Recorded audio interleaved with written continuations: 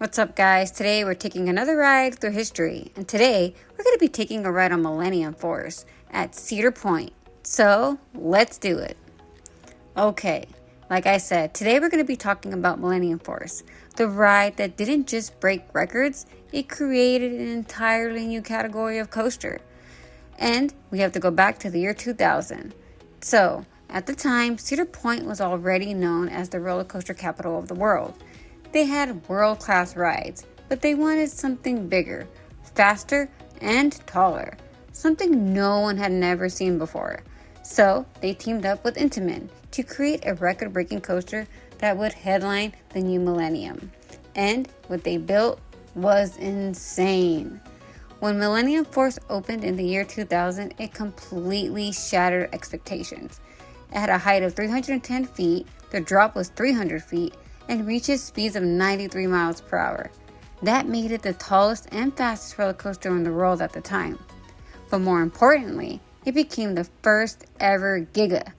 And the Giga coaster is any coaster from 300 feet to 399 feet. And Millennium Force was the very first to reach that level. It literally created a whole new class of rides. From the moment you leave the station, Millennium Force feels different.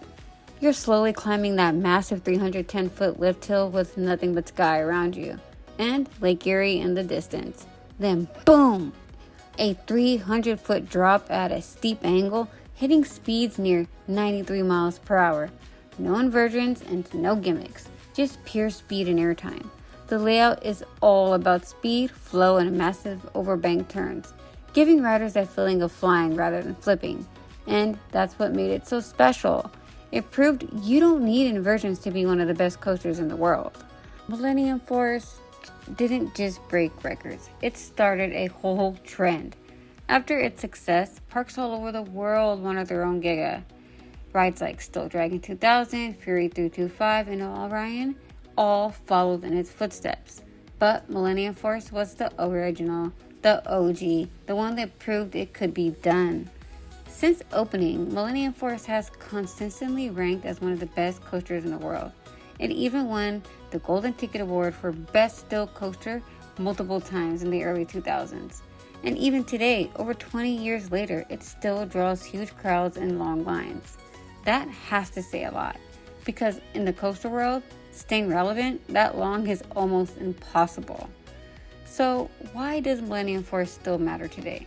Because it changed what people thought about roller coasters and what they could be.